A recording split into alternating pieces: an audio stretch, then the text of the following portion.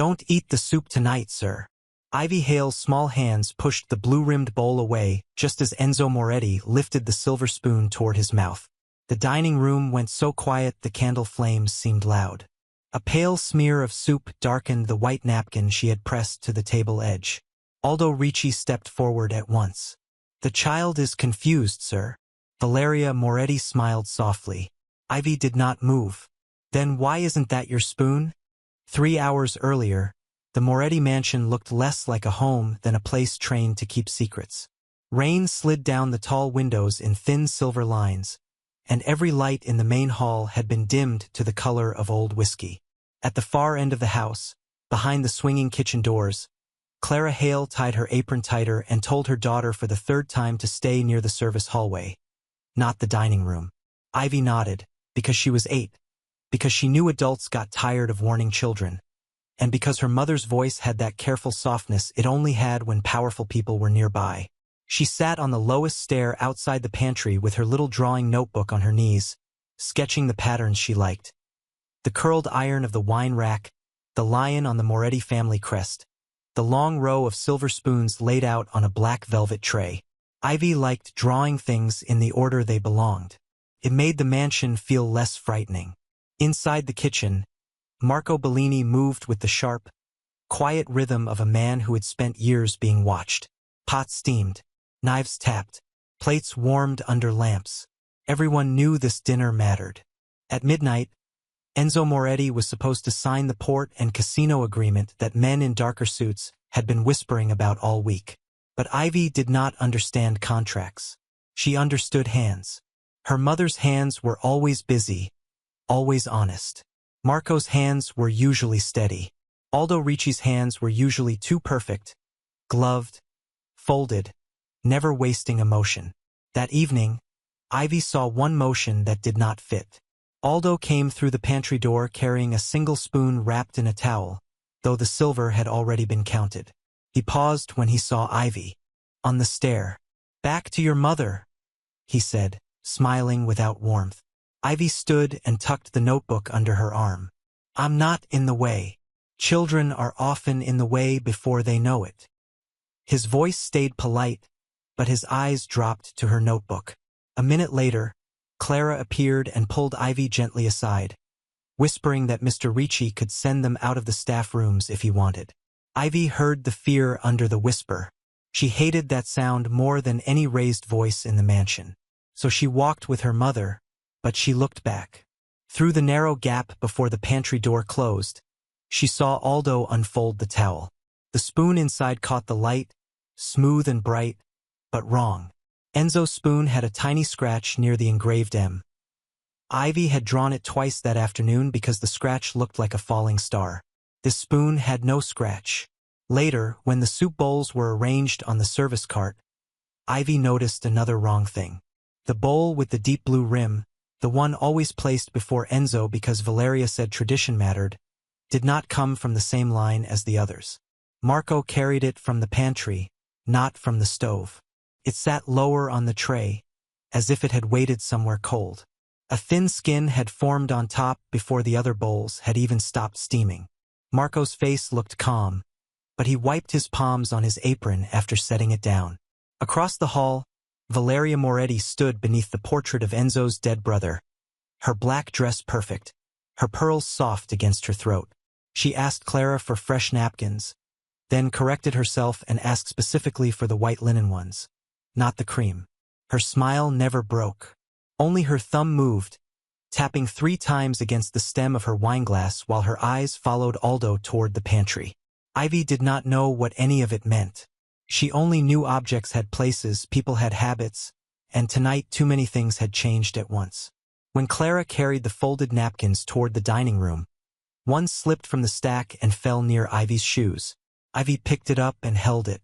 The cloth was white enough to show everything. Then the dinner bell rang. Guests settled. Chairs moved. Enzo entered in a black tailored suit, the gold Moretti signet ring heavy on his right hand, his face unreadable in the candlelight. He did not look cruel to Ivy. He looked like a man who had forgotten how to be surprised. Aldo placed the blue-rimmed bowl before him. Marco stood by the kitchen door. Valeria leaned forward and said, gently, "You should eat while it's hot, Enzo." But Ivy saw no steam rising from his bowl. She saw Aldo's gaze flick to the napkin in her hand. She saw the smooth spoon beside Enzo's plate. And when Enzo lifted the first spoonful toward his mouth, Ivy stepped out from the service shadow, pressed the white napkin to the rim, and caught the first pale streak of soup before anyone could stop her. The pale streak soaked into the linen faster than Ivy expected, spreading like a small cloudy bruise across the white cloth. For 1 second, nobody moved. Then chairs scraped softly against the polished floor, not all at once, but one by one, as if the adults were waking from the same bad dream and trying to decide who was allowed to speak first. Aldo Ricci was the first to step in fully. He did not look at Enzo's face. He did not look at the soup. His eyes went straight to the napkin in Ivy's hands. "Miss Hale," he said to Clara without raising his voice, "your daughter has forgotten where she is." Clara appeared at the edge of the service doorway, both hands pressed flat against her apron. Ivy saw her mother's fingers tremble once, then curl inward to hide it. "Ivy," Clara whispered, the word carrying apology, warning, and fear all at once. "Come here, baby." Ivy wanted to go to her. Her feet almost moved. But Aldo had already reached one gloved hand toward the napkin, and that made something inside her lock into place. She pulled the cloth against her chest. "No," she said. It was not loud. It was worse than loud because it was clear. Valeria Moretti let out a soft breath that sounded almost like sympathy. "Poor child," she said, turning slightly so the guests could see the sadness arranged on her face. "She spends too much time underfoot. Kitchens, hallways, adult conversations. Children pick up fear and turn it into stories." Her pearls shifted as she leaned closer to Enzo. "Let me handle this, Enzo. Your dinner is getting cold." Enzo did not look at her. He was staring at the spoon in his hand. It rested between his fingers with a stillness that made the entire room careful. The gold signet ring on his right hand caught the candlelight, then went dark as he lowered his hand beside the bowl. "Nobody touches the cloth," he said. Aldo stopped. Not suddenly. Not dramatically. He simply became still, one hand suspended in the air, palm open, as though obedience had caught him by the wrist. Enzo's eyes moved from Aldo to Ivy. "You interrupted my table," he said. "You touched my food. In this house, that is not a small thing." Ivy swallowed. Clara took one step forward, but a maid beside her gently caught her sleeve, afraid for both of them. "I know," Ivy said. "Then you will not give me feelings," Enzo continued. "You will give me something I can see." Valeria smiled again, thinner now. "Enzo, really? She is 8. 8 is old enough to tell what she saw," Enzo said. The room cooled around the words. Ivy looked down at the napkin. Her hands were small, and the linen was too fine for them, the kind of cloth her mother ironed but never used. She remembered Clara showing her how to fold corners so the Moretti crest faced out. She remembered being told never to stain the white linen because white remembered everything. "The bowl wasn't in the right place," Ivy said. Aldo's jaw tightened so slightly that only someone watching him would have noticed. Enzo noticed. "Which bowl?" he asked. Ivy pointed not at the soup itself but at the blue rim. "That one.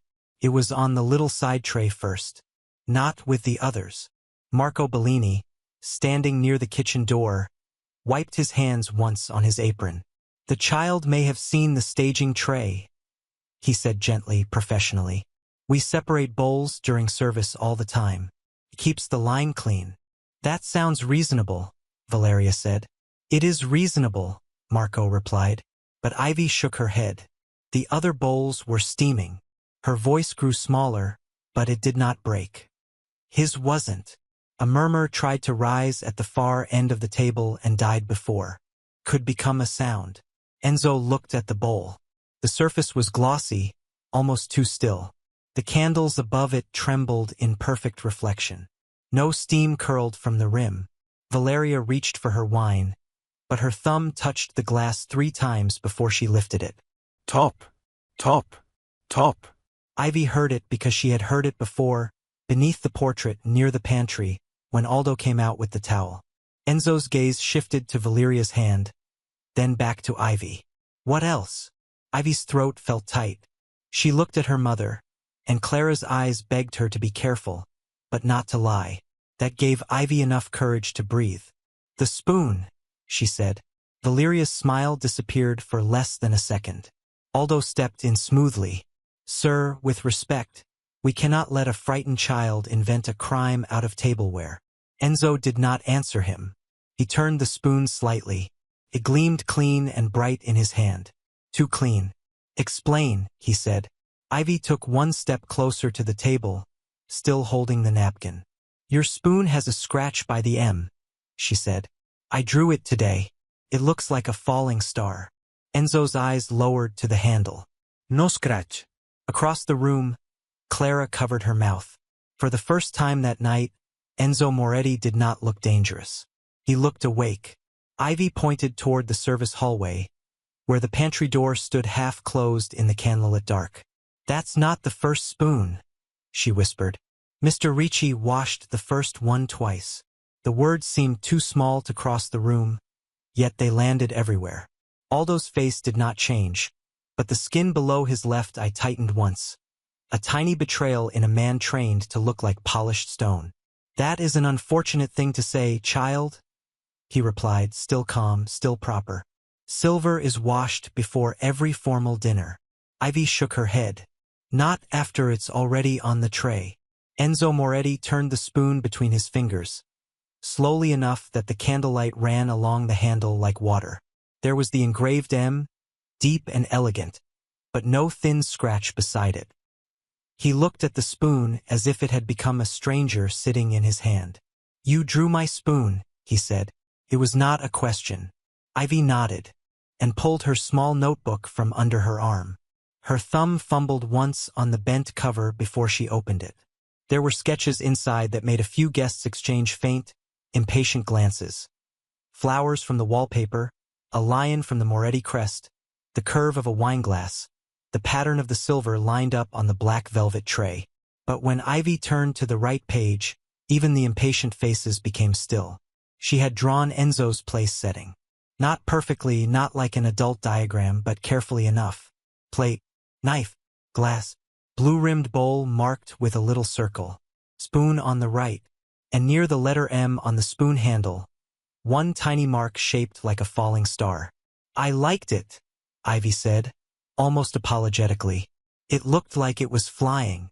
Valeria gave a soft laugh, the kind that sounded gentle until someone listened closely. Enzo, children draw stars on everything. We are all letting this become much too dramatic. She reached across the corner of the table as if to close the notebook for Ivy, but Enzo's eyes lifted before her fingers touched the page. Valeria withdrew her hand with a smile that came back half a second late. Leave it open, Enzo said. He did not raise his voice. He did not have to. The two guards near the archway straightened. Enzo set the wrong spoon beside the bowl, parallel to the knife, precise as a judge placing evidence. Rossi, he said to the guard closest to the service hall. Pantry, black velvet tray. Look for the silver assigned to my seat. The guard moved without asking another question. Aldo stepped slightly into his path. Sir, I can retrieve it myself. There is no need to disturb the service area. Enzo looked at him. Then you should have no objection to him finding it. Aldo moved aside. The silence that followed did not feel empty. It felt crowded with all the things adults were trying not to say. Clara stood frozen near the doorway, her face full of fear she could not afford to show. Ivy saw her mother's eyes move to the staff hallway, then back to the floor, as if even watching too closely might be considered disrespect. Ivy wanted to run to her, but the napkin was still in her hand, damp in one corner, and she knew Aldo was waiting for the moment she forgot it. So she folded it once, soup stain inward, and held it tight against her notebook. You may give that cloth to Mr. Ricci, Valeria said, her voice softening as if she were speaking to a nervous pet. He will have it cleaned. No one is angry with you. Ivy's chin dipped, but she did not hand it over. My mom says stains tell you what happened, she whispered.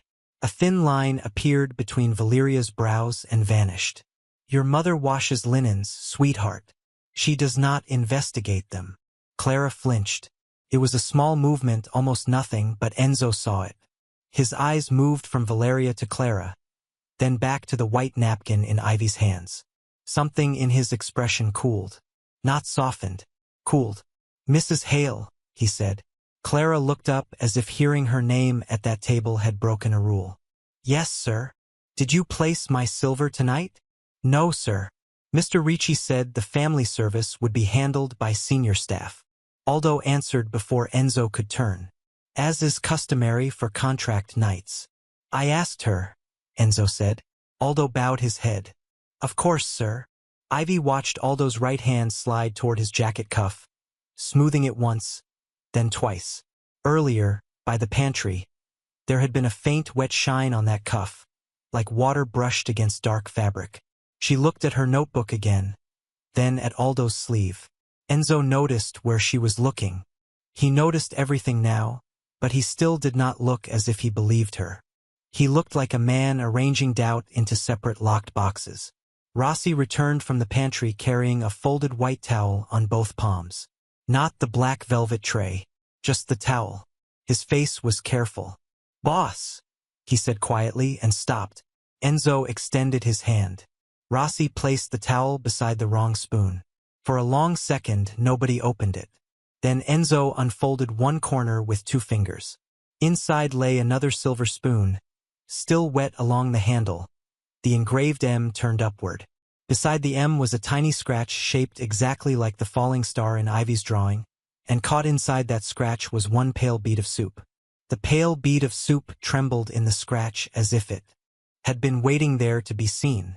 No one said anything for a moment, not even Valeria, whose practiced softness had carried the room until then.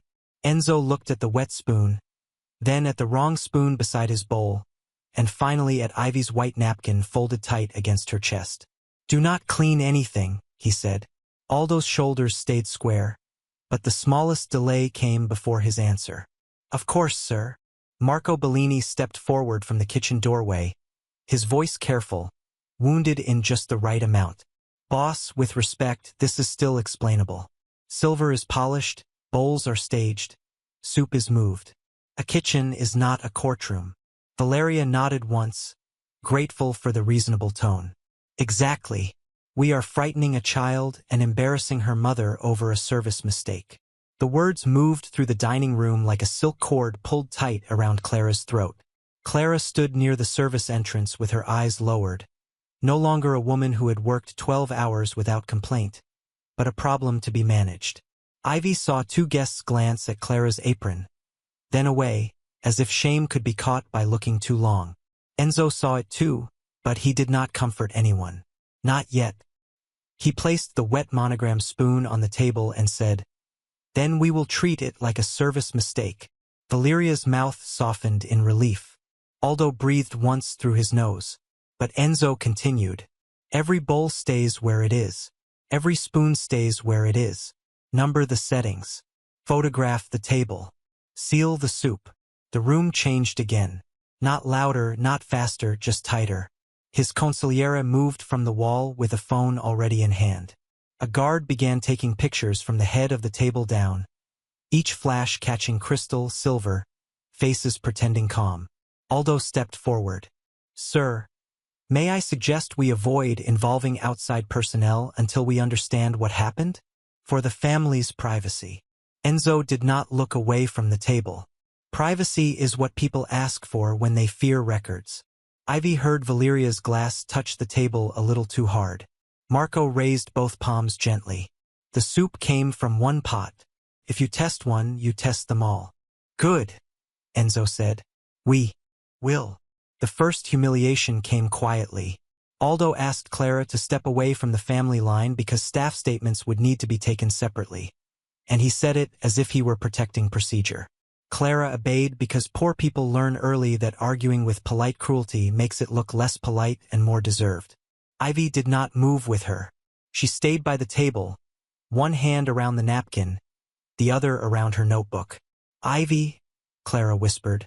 afraid now of every second her daughter remained visible. Valeria leaned down just enough to make herself look kind. "Sweetheart, this is adult business. You have already caused enough distress tonight." Ivy looked at the blue-rimmed bowl. The surface was still glossy. The other bowls had left faint rings of steam on the air, tiny ghosts above cream-colored porcelain. His had not. "It came from the side door," she said. Marco's face remained calm. "The side door to the pantry is used during formal dinners." "Not for soup," Ivy said. "The hot trays come through the double doors. I hear them because one will squeaks." A few people looked toward the service hall despite themselves. It was such a small thing, a child's memory of a bad wheel, but small things were beginning to cut deeper than accusations. Enzo turned to his consigliere. "Service route." Aldo answered before the man could move. "The route cards are in the pantry office. I keep them." "Then bring them," Enzo said. "No," he added as Aldo shifted. "Rossi will bring them." The guard went again. This time Aldo did not step in front of him. He only adjusted his cuff, covering the faint damp mark Ivy had noticed before. Valeria watched Ivy instead of the guard. Her smile returned, but it had lost warmth. "Children remember sounds," she said softly. "Not systems." Ivy looked at her and said, "I remember when sounds stop." The sentence settled over the room. Even Enzo looked at her then. What stopped? Ivy asked herself the same question in her head, because it had frightened her earlier without becoming words. "The squeaky wheel," she said. "When Mr. Aldo took the blue bowl, the cart didn't squeak." Rossi returned with a clipboard and a narrow paper strip stamped with the Moretti crest. Enzo took it. The route card listed 6 bowls from the kitchen line, all marked hot service, double doors. But besides seat 1, Enzo's seat, a different mark had been written in black ink. Pantry hold. Aldo's voice was smooth with relief. "There. A holding note. Perfectly normal when the boss takes calls before dinner." For the first time, Valeria truly smiled. Then Enzo turned the paper slightly toward the candlelight, and Ivy saw it before the adults did. The ink on pantry hold was darker than the rest, still shiny in the groove where the pen had pressed too hard. The wet ink did not shine for long, but it shone long enough. Ivy saw it catch the candlelight in a narrow black ridge, fresher than the neat printed lines above it, fresher than the other handwritten notes that had dried flat into the paper hours ago. Enzo saw her looking before she said anything. He tilted the route card, and the word hold gleamed once more. Aldo gave a small, almost patient smile. "Ink reflects under candlelight, sir. It means nothing." "Then it will mean nothing in evidence," Enzo said. He placed the route card on the table beside the wet spoon, the wrong spoon, the blue-rimmed bowl, and Ivy's folded napkin. "Photograph it before it dries." His consigliere lifted the phone again. Flash. The tiny wet shine became permanent in the room, captured before anyone could wipe it into history. Valeria's expression stayed composed, but her gaze moved toward the service hallway, toward the place where paperwork lived. "Enzo," she said, lower now, as if trying to return him to himself, "you are turning a dinner mistake into a spectacle." "No," Enzo said. "Someone turned my dinner into paperwork." Rossi came back carrying a sealed route envelope and a thin delivery slip clipped to the front. It had been taken from the pantry office where staff supplies were checked before formal meals. The envelope seal was broken, pressed flat again as if a careful thumb had tried to make damage look like use. Across the delivery slip, in a rushed blue signature, was written Clara Hale. Clara stared at it from the service doorway, and all the color left her face. "That is not mine," she said, but the words came out too quietly to defend her. Aldo turned toward her with the sadness of a man performing duty. "Mrs. Hale, no one is accusing you yet. But if a restricted ingredient entered this kitchen under your name, we must be honest about that." The humiliation did not arrive like a slap. It arrived like a chair being silently removed from beneath someone. Clara stood with her apron on, her hair pinned back from a long day of serving other people, and suddenly the entire room could imagine her as the easiest answer. Poor, tired, replaceable. A woman who could be blamed without shaking the foundation of the house. Ivy felt the shame aimed at her mother before she understood the document. She stepped forward, still clutching the napkin, and put her notebook on the edge of the table. My mom doesn't write her H like that. Valeria closed her eyes for half a second, then opened them with a gentle patience that was almost colder than anger. Sweetheart. Ivy did not look at her. She looked at Enzo. She makes the tall line first, then the little bridge. She taught me because Hale has to stand straight. Something moved behind Enzo's eyes, not emotion exactly, but attention sharpening until it became dangerous. Bring me one of Mrs. Hale's signed payroll forms, he said. Aldo's mouth tightened. Sir, personnel documents are kept in the administrative office. At this hour, perhaps tomorrow would be more appropriate. Tonight, Enzo said, and no one from this room touches it. A second guard left. The doctor had not arrived yet, but Enzo was already building the room like a case file. He ordered every item placed on the table to be photographed again from 3 angles. He told his consigliera to open a chain of custody note on his phone and read each item aloud. Stained linen napkin, blue-rimmed bowl, monogram spoon, substitute spoon, route card, broken route envelope, delivery slip. Each word made the dining room less like a family dinner and more like a place where lies were running out of corners. Ivy kept her hand on the napkin because she was afraid that if she let go, the adults would make everything clean again. The guard returned with a copy of Clara's payroll form. Enzo placed it beside the delivery slip. Even from where Ivy stood, the difference was obvious. Clara's H rose straight, then crossed softly. The delivery slip's H leaned backward, sharp and hurried, as if written by someone copying the shape but not the habit. Marco Bellini looked down. Aldo looked at the wall. Valeria looked at Enzo. A forged signature proves only that someone forged a signature, she said. It does not prove the soup was dangerous. Correct, Enzo replied. It proves someone prepared a person to blame. A phone buzzed near Marco's station by the kitchen door. It was a small sound, almost swallowed by the rain against the windows, but Ivy heard it because everything else had gone still. Marco reached for it too quickly, then stopped when Enzo's eyes moved to his hand. Leave it, Enzo said. Rossi picked up the phone instead and placed it face up on the table. One message notification glowed across the screen before it dimmed. The blue bowl is ready. The contact name above it showed only 2 letters and a period, but those 2 letters were enough to make Enzo's jaw set in a way Ivy had not seen before. Valeria gave a faint, wounded laugh. Those are common initials, Enzo. Enzo did not answer her.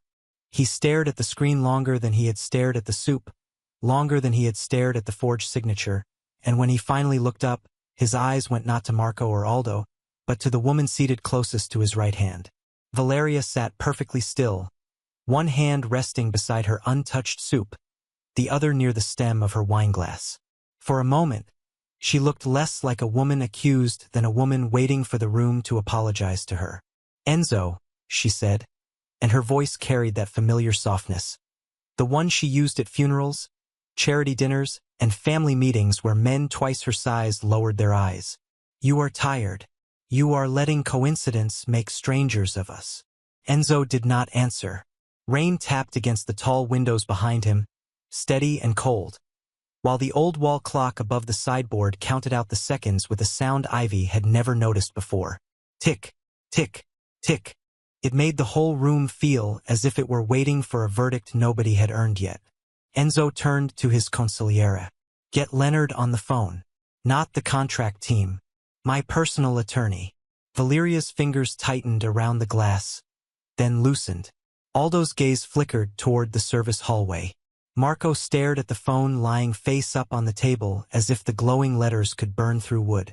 Ivy did not understand attorneys or contracts, but she understood the way adults changed when the truth moved too close to them. Clara still stood near the doorway, and Ivy could see her mother trying to disappear without actually moving. Ivy stepped back until her shoulder touched Clara's apron. I don't want anything, Ivy said, so quietly only the nearest people heard. I just don't want them to say my mom did it. Clara's breath broke once above her head. Enzo heard. His face did not soften, but something in the room shifted because he had heard. "No one questions Mrs. Hale alone," he said. "No one removes her from this floor. No one speaks to the child without me or counsel present." Valeria laughed faintly, a wounded sound made for witnesses. Now Clara needs counsel? For a forged supply slip and a child's drawing. For a house that suddenly needs a poor woman to be guilty, Enzo said. His attorney's voice came through the consigliera's phone a moment later, tinny and alert. Enzo asked for 3 things, each in the same low tone. The emergency addendum to the port and casino agreement, the access log to the family medical room, and the digital audit trail for any file opened under his private health profile in the last 48 hours. No one moved while they waited. A server near the wall swallowed too loudly. The soup cooled in every bowl. The blue-rimmed bowl did not change at all. It had already been cold. When the first document arrived on the consigliera's tablet, Enzo read without blinking. The emergency addendum was 3 pages long, wrapped in clean legal language about continuity, stability, and family representation. If Enzo Moretti became medically incapacitated before midnight, temporary signing authority would pass to Valeria Moretti IV. Transactions already approved by the family office. Valeria leaned back slightly, not enough for most people to see. Ivy saw because Ivy was watching the spaces between movements. "You signed it," Valeria said. "After Luca's memorial. You said you trusted me to protect what he left behind." Luca. The name passed through the dining room like a door opening onto a colder place. Enzo's dead brother looked down from the portrait at the end of the hall, his painted eyes fixed on a family that had learned to turn grief into ceremony. Enzo finally looked away from the tablet and toward that portrait. "I signed many things that day," he said. "I buried my brother that morning." The second file arrived. Access log. Family medical room. 11:42 p.m. the night before. Entry authorized by Aldo Ricci's master key. File opened. Moretti, Enzo, restricted allergy history. Attached record accessed. Hospital admission tag. Private. 8 years prior. Aldo bowed his head with the care of a man choosing each inch of surrender. "Sir, I maintain records for the household. That is part of my duty." "At 11:42 at night?" Enzo asked. Aldo said nothing. Ivy's fingers tightened around the stained napkin. Then, from the doorway near the portrait, she remembered the silver flash she had seen before dinner. "Mrs. Moretti had an envelope," she said. Valeria turned her head slowly. "Excuse me?" Ivy did not step away from Clara. "A silver one, under Mr. Luca's picture. Mr. Aldo gave it to her. I thought it was for the flowers." The room went so quiet the rain seemed far away. Enzo's eyes closed once, only once, and when they opened, the danger in them was not anger. It was recognition. He looked at Valeria, then at Aldo, then at Clara and Ivy standing where the staff were supposed to be invisible, and for the first time that night he understood that he had not merely trusted the wrong person. He had let that trust place the weakest people in his house directly in the path of the knife. Enzo did not move for several seconds after that recognition settled inside him. The room waited for the explosion because men like him were supposed to explode when betrayed. They waited for a shattered glass, a shouted order, a hand around someone's collar, anything that would make fear simple. Instead, Enzo reached for his white pocket square and wiped one drop of rainwater from the back of his hand, though he had not been outside. "This dinner is over," he said. Valeria's eyes lifted quickly, measuring the sentence. Aldo lowered his head as if relieved by discipline returning. Marco closed his eyes for half a second. Enzo looked toward Ivy, then past her to Clara. "The child is frightened. Mrs. Hale will take her to the west sitting room." Valeria's shoulders softened almost imperceptibly, the first true relief she had shown all night. "That is wise," she said. "There is no need to keep humiliating the girl."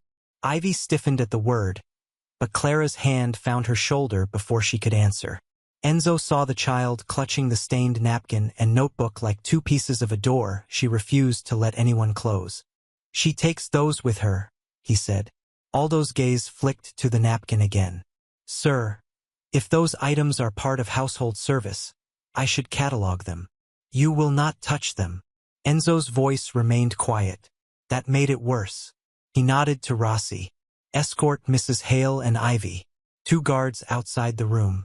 No one enters without me or Leonard. Valeria's smile thinned. Guards for a maid and her daughter? For witnesses, Enzo said.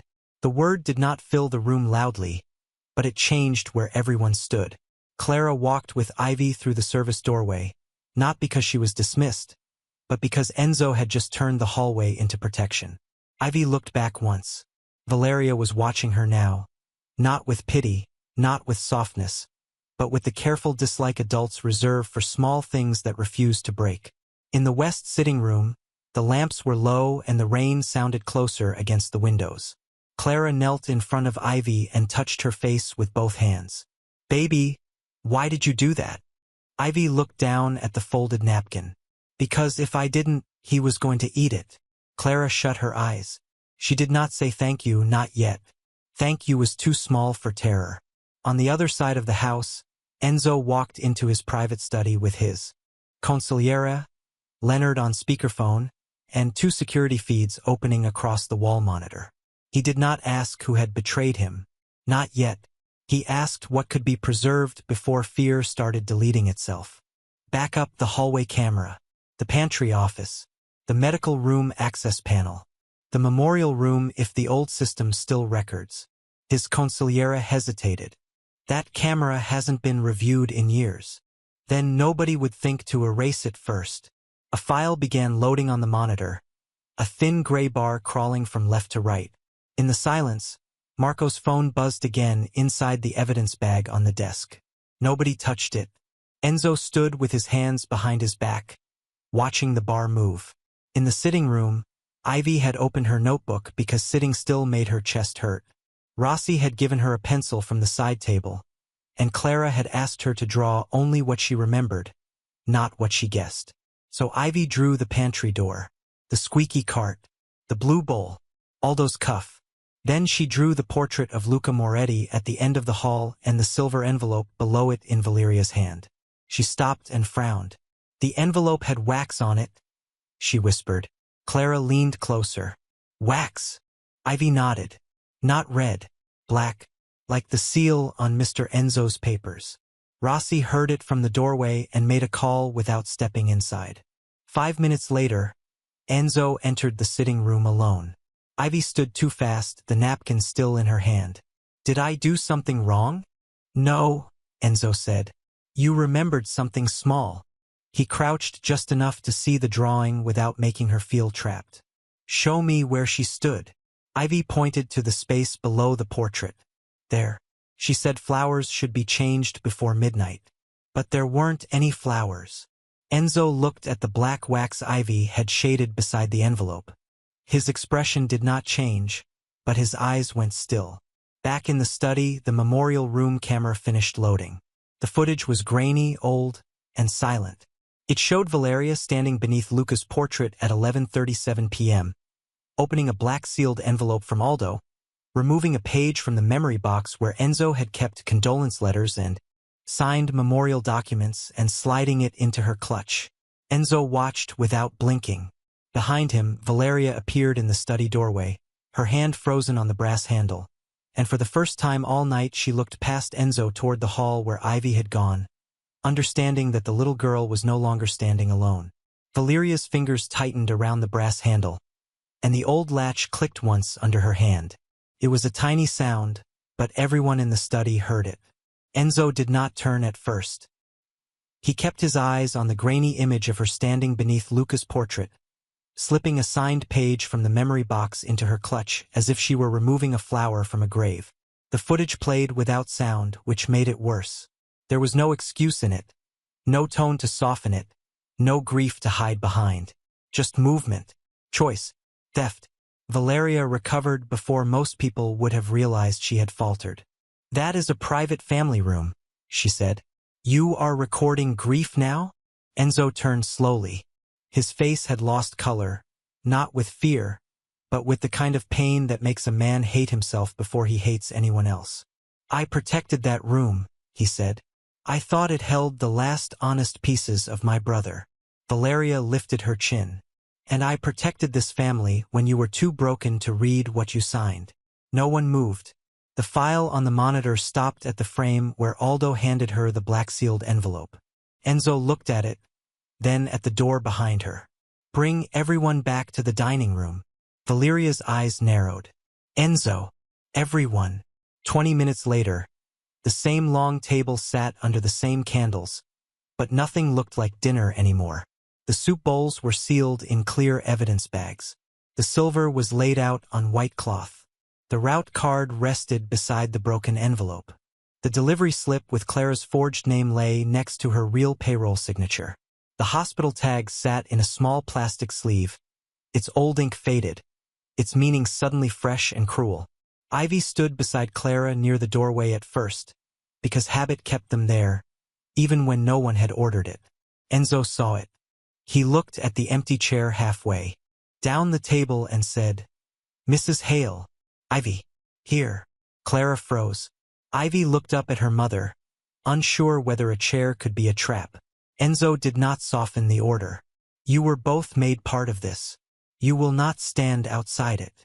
Clara walked as if every step crossed a rule built long before she was hired. Ivy climbed into the chair beside her, her notebook on her lap and the stained napkin still folded in both hands. Valeria remained standing at the far end, elegant, wounded, almost royal in her silence. Aldo stood behind her. Marco stood near the kitchen entrance with his shoulders curved inward, as if the doorway were the only thing keeping him upright. Leonard, Enzo's attorney, joined by video on a tablet placed at the head of the table. A doctor in a gray coat opened a folder and read without drama. The sample from the blue-rimmed bowl contained a concentrated allergen not present in the other 5 bowls. Not enough to look suspicious in taste. Enough to trigger a severe reaction in someone with Enzo's medical history. Enzo did not move. The doctor turned one page. The relevant allergy record was accessed last night. Leonard followed with the access log. Aldo Ricci's master key. 11:42 p.m. medical room. Restricted file. Hospital tag attachment. Then the security chief played the hallway footage. Aldo receiving a sealed package, Marco taking a small glass vial from him near the pantry, the blue-rimmed bowl bypassing the hot line, the real monogram spoon being carried away in a towel. Marco covered his mouth. Aldo stared forward. Valeria smiled faintly. All of that proves staff panic and staff weakness. Not mine. Ivy looked at her notebook. Then she looked at the video frozen behind Enzo, at the frame beneath Luca's portrait. The envelope had black wax, she said. Her voice was small, but it cut straight across the table. Like the papers in Mr. Enzo's study. But it was broken already when Mr. Aldo gave it to her. Enzo's eyes shifted to the broken route envelope on the table. The wax was black too, pressed flat by a careful thumb. Leonard asked the security chief to zoom the memorial room footage. The image sharpened just enough. On Valeria's thumb when she opened the envelope was a dark crescent of wax. The same crescent appeared later in the dining room footage when she touched her wineglass. Top. Top. Top. Enzo watched the mark repeat 3 times. Then Leonard displayed the bank trail. A payment from Valeria's charity fund to the same supplier listed on the delivery slip, routed through a catering vendor 2 days before the dinner. Finally, Marco stepped forward, shaking, and placed a signed statement beside the soup bowl. Aldo gave me the vial, he whispered. Mrs. Moretti said it would only make him sick. She said Clara would take the blame and no one would question it. That was when Enzo could not speak. Not because he lacked words, but because the room had finally shown him the shape of his own blindness. Clara had worked under his roof. Ivy had sat on his stairs drawing spoons because that was the only safe way a child could understand power. And Valeria had counted on both of them being too small to matter. Enzo reached for the stained white napkin. He unfolded it once and laid it in the center of the table, between Valeria and himself. Then he removed the Moretti signet ring from his finger and set it beside the cloth with a quiet tap. Leonard, he said, his voice flat enough to chill the candles. "Put every piece of this on record." Leonard did not ask Enzo to repeat himself. The attorney's image on the tablet became very still.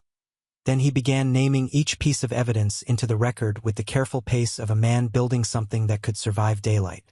Stained white linen napkin, blue-rimmed bowl, monogram spoon, substitute spoon, route card with altered hold note, broken black wax seal, delivery slip bearing a forged Clara Hale signature, medical access log, hospital tag, emergency addendum, bank transfer trail, security footage, Marco Bellini's signed statement. With every item spoken aloud, Valeria seemed to lose another inch of the room she had spent years learning how to own. She did not cry. She did not beg. She looked at Enzo as if betrayal was something he had done to her by noticing. "You would put family business into legal hands?" she asked. Enzo looked at the napkin in the center of the table. "You made it legal when you used a contract. You made it public when you tried to frame an employee. You made it family business when you brought a child into it." Aldo finally looked up, his polished mask cracked by the smallest tremor in his mouth. He started to say Enzo's name, then seemed to remember he had no right to use it. Security did not drag anyone. Enzo gave quiet instructions, and the room obeyed. Valeria was removed from all family representation pending legal review. The charity account that had carried the supplier payment was frozen. The port and casino signing was suspended until outside counsel and the Port Authority reviewed the documents. Aldo was relieved of his position and held for formal questioning over forged records, evidence tampering, and unauthorized access to private medical files. Marco was not forgiven. His statement was logged, his badge taken, and Leonard told him plainly that cooperation would be noted, not confused with innocence. Clara sat through all of it with both hands folded in her lap, as if a chair at the Moretti table might vanish if she leaned too hard into it. Ivy sat beside her, the notebook closed now, the pencil resting across the cover. When Valeria was led past them, she did not look at Enzo. She looked at Ivy. Not for long. Just long enough for Ivy to understand that some adults hated being seen more than they hated being wrong. Enzo saw that too. "Mrs. Hale," he said. Clara stood by instinct. "No," Enzo said, and the word was gentler than an order but stronger than a request. "Stay seated." Clara sat back down slowly. Enzo turned to the room, to the guards, the staff, the lawyers on the tablet, the guests who had watched a maid nearly become the easiest lie. "Clara Hale did not bring that ingredient into my kitchen. She did not sign that delivery slip. She did not endanger this house. She served it with more honor than the people who claimed to protect it." Clara's eyes filled, but she did not lower them this time. Enzo continued, "And Ivy Hale did not cause a scene. She preserved evidence before any adult in this room had the courage to admit something was wrong. The apology that followed was not soft, not decorative, not hidden in a hallway. It was entered into Leonard's record. Clara's personnel file would be corrected by morning, with the forged document attached as proof of the frame. Her housing would be moved out of staff dependency and into an independent lease paid as part of a protected employment settlement. Her wages would be reviewed and back pay issued for unpaid overtime. A third-party reporting line would be created for every employee in the Moretti household and businesses, handled by outside counsel, not Aldo's office, not the family, not anyone who could punish a person for speaking. Ivy's statement would be taken only with Clara present and a child advocate approved by Leonard. Her notebook would be photographed, copied, and returned. The stained napkin would not be washed. Enzo folded it once, placed it into a clear evidence sleeve, and sealed it himself. Then he wrote the time across the label with his own pen. His handwriting was dark and steady. Near midnight, the dining room had emptied of everyone except Enzo, Clara, Ivy, Rossi by the door, and the rain softening against the glass. The soup was gone. The blue-rimmed bowl sat sealed in a box. In its place, a housekeeper who had cried quietly while giving her statement brought out 3 plain bowls of tomato soup from a fresh pot, served in white kitchen bowls with no crest, no silver ceremony, no tradition sharpened into a weapon. Clara tried to stand to help.